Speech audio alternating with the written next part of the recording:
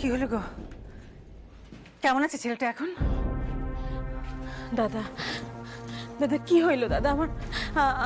আমার পোলাটা ভালো আছে তো? আপনারা তো সেই কাল একবার ফোন করলেন, তারপর আর কোনো খবর দিলেন না। বিপদ কাইটে গেছে তো দাদা? না বৌমা, ওরা জ্ঞান ফিরছে। কাল আমিও হাসপাতালে ডাক্তারদের লগে পুরোটা সময় আসছিলাম। ভিতরে একটা ইনফেকশন হয়ে গেছে, কখনো বিপদ কাটে নাই। ওরা একটা ঘোরের মধ্যে আছে।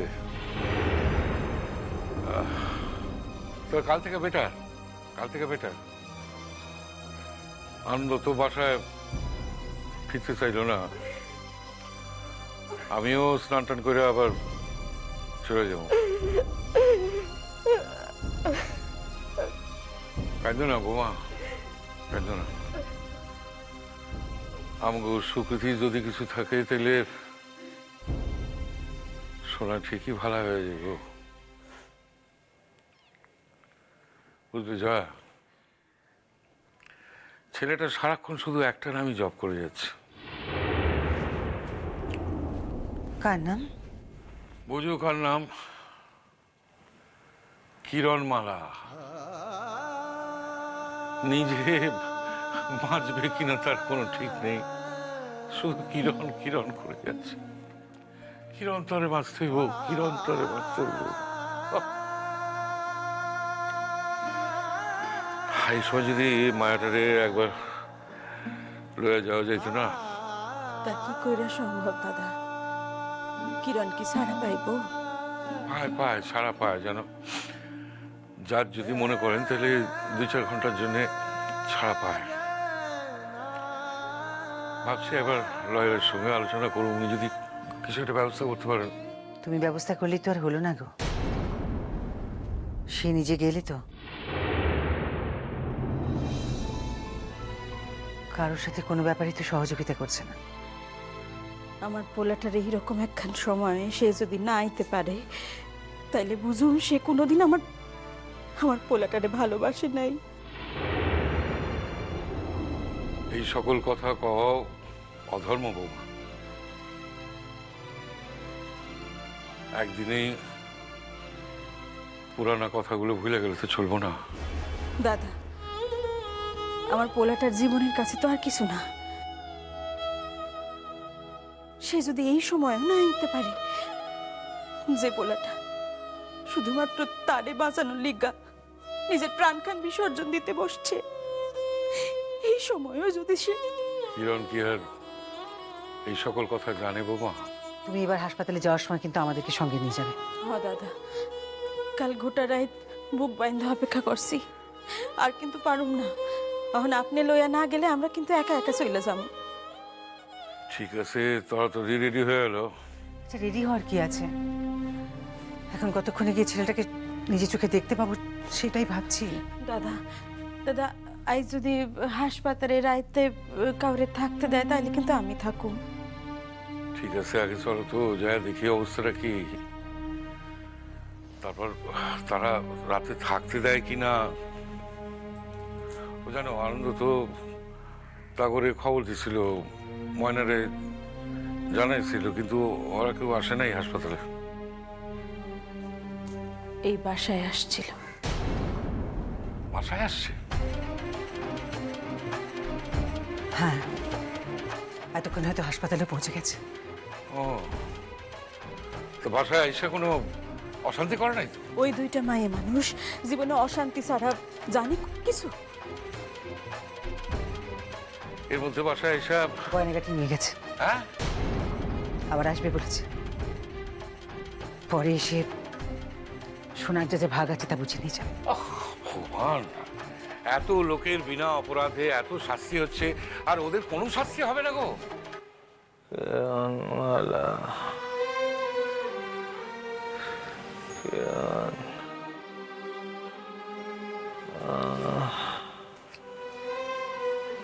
বাঁচবে তুই, বাঁচবে কিরণ।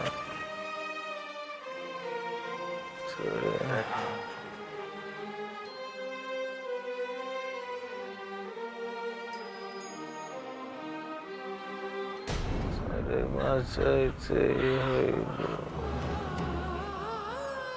কিরণমালা, কিরণমালা, বাঁচবে, বাঁচাইতেই হইব।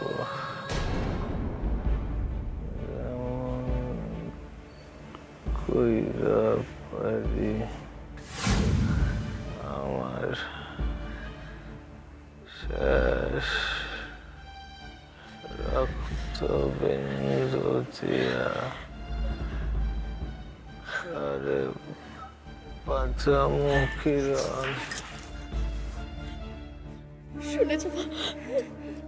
শুনেছি।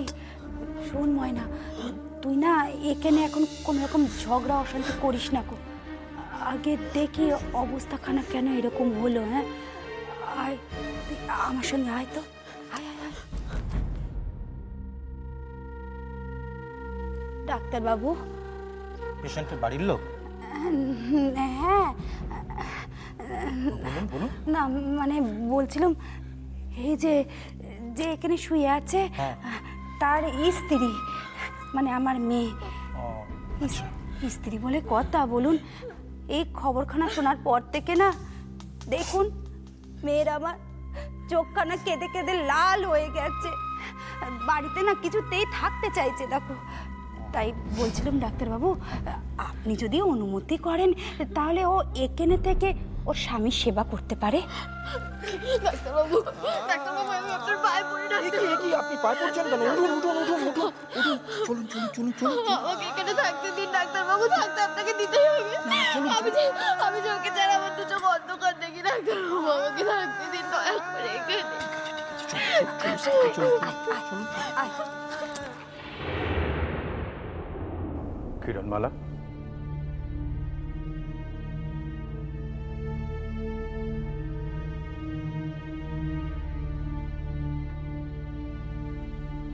একটা খুব খারাপ খবর নিয়ে এসেছি আমি। আমার জীবনে আর কি খারাপ খবর হইতে পারে স্যার? যে ভাই এখন মরণের অপেক্ষা করতে পারে, তার নিকটে কোনো খারাপ খবর আর খারাপ থাকে না স্যার। শুনলেই বুঝতে পারবে যে খবরটা তোমার জন্য কতটা খারাপ। শেষ পর্যন্ত আমারে বাঁচাইতে পারলেন না, এই তো। এই খবরটা যে অন্তত তোমার জন্য খারাপ নয় সেটা আমি বুঝে গেছি কিরণ। তাইলে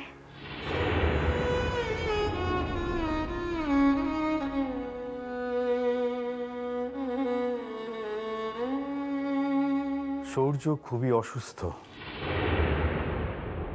হাসপাতালে মৃত্যুর সঙ্গে পাঞ্জা লড়ছে।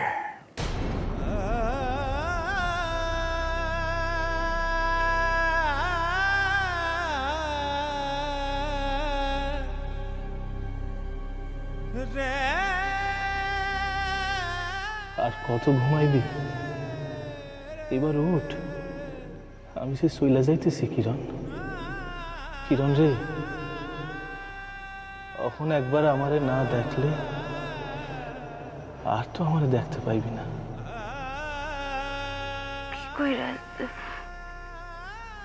কি কইরা ইয়া হইল স্যার?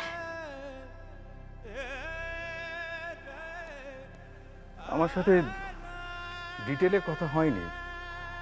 ওর বাড়ি থেকে আমাকে ফোন করা হয়েছিল, আমি শুধু এইটুকুই জানি।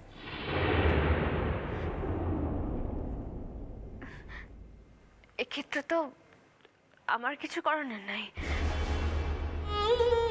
ওরা জ্যাঠামশাই একজন নামী চিকিৎসক, তিনি ওনারা ঠিক ভালো করে তুলবেন, সেই ভরসা আছে আমার।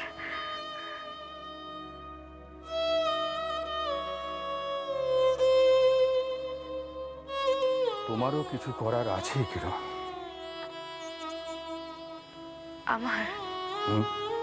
তোমার? না না, আমি আর কি করতে পারি? আমি যেটা পারি তা হইল যে তার লিগাই এই জেলে বসে আল্লাহ নিকট দোয়া চাইতে পারি।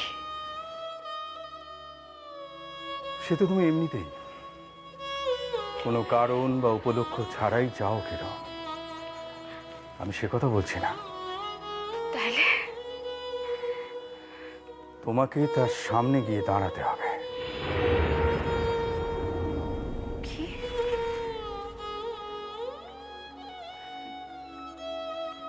অসম্ভব।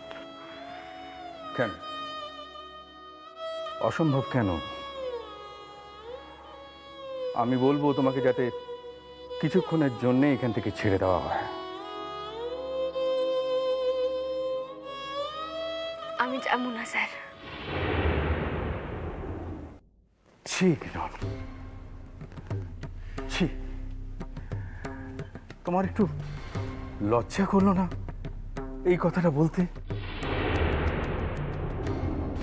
একটা মানুষ চরম অসুস্থ অবস্থায় ঘোরের মধ্যে শুধু শুধু তোমার কথা বলে যাচ্ছে, আর তুমি তুমি এত নিষ্ঠুর যে সে কথা শোনার পরও তুমি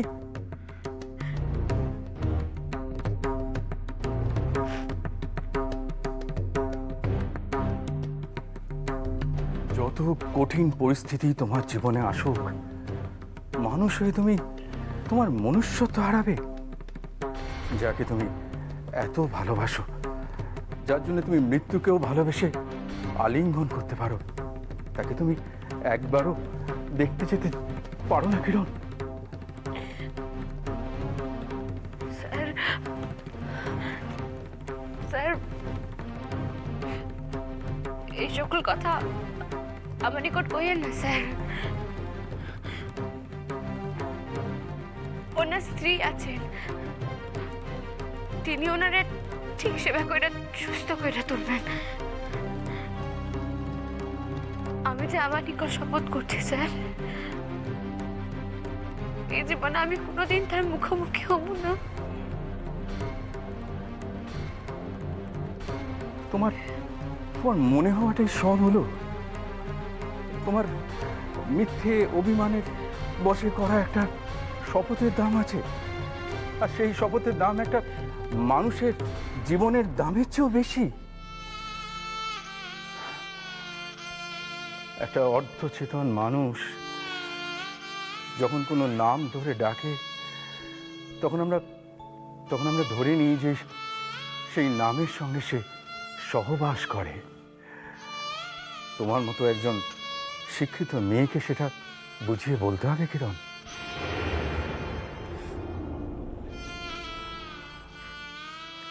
আমার কোনো উপায় নাই স্যার,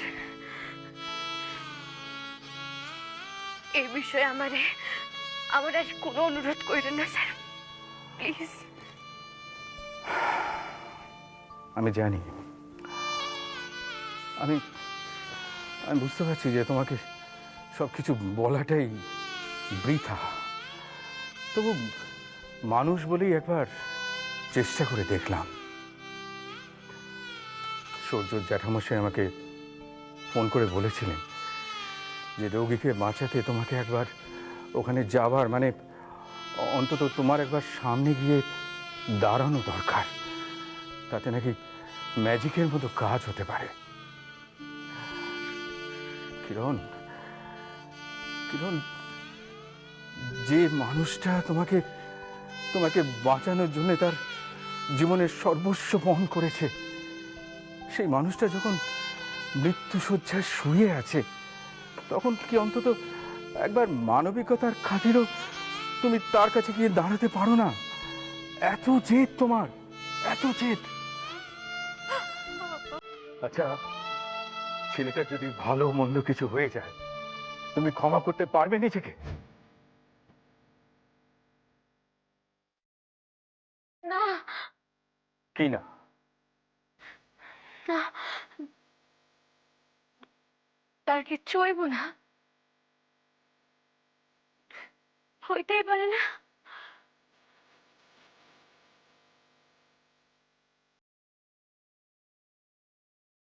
তোমার কথাই নাকি?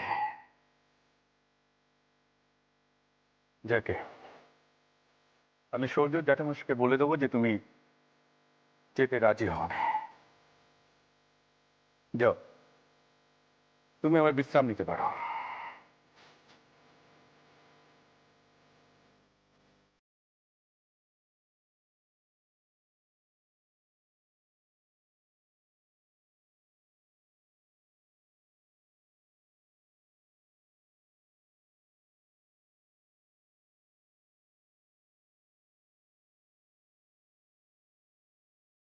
স্যার,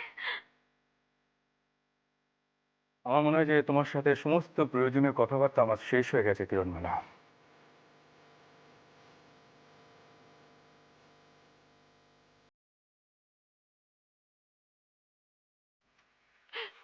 স্যার, আমি যাবো স্যার।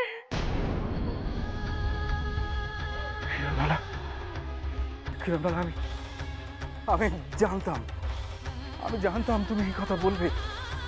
নইলে এই পৃথিবীতে সত্য, মিথ্যে, ন্যায়, অন্যায়, ভুল, ঠিক সবচেয়ে গুলিয়ে একাকার হয়ে যেত কিরণমালা, সব গুলিয়ে একাকার হয়ে যেত। আমি বাকি জীবনটা কি নিয়ে বাঁচতাম বলতো? আমি বাকি জীবনটা কি নিয়ে বাঁচতাম?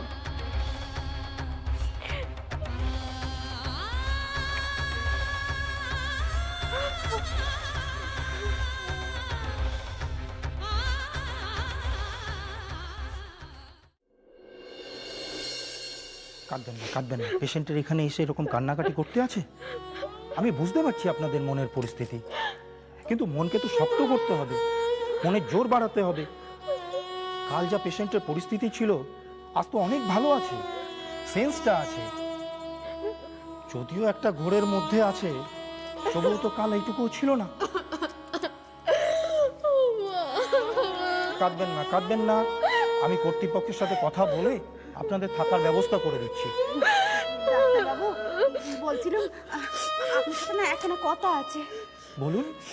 আমার জামাইয়ের ব্যামোটা কি? তার মানে আমরা তো কিছুই জানি না। একটা ভালো মানুষ, সুস্থ মানুষ বাড়ি থেকে বেরিয়েছিল, তারপর কি এমন হলো যে সে কি আপনারা কিছুই জানেন না? কেন ডাক্তারবাবু, আমার স্বামীর কি হয়েছে? উনি যে ওনার কিডনি দান করেছেন।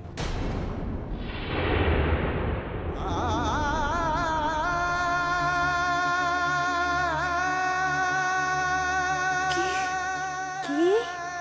আপনারা জানেন না এখনো? শুনে তো আমি অবাক হয়ে যাচ্ছি।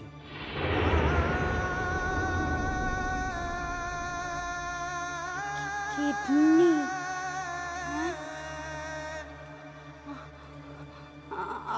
আমার জামাই কিডনি দান করেছে?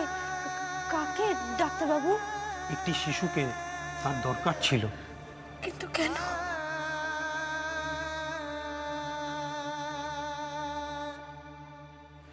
আমি যতদূর জানি, উনি ওনার স্ত্রীকে বাঁচাবার জন্য।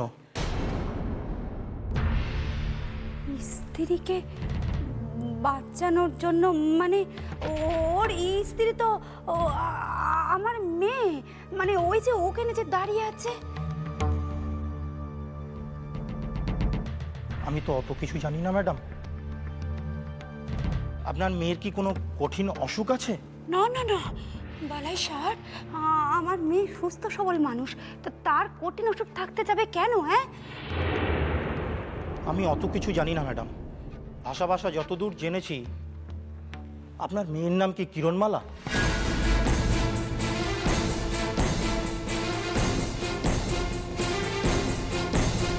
কিরণমালা?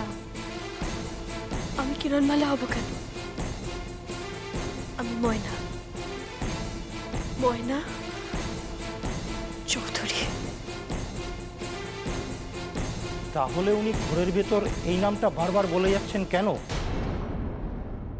কিরণমালা কে?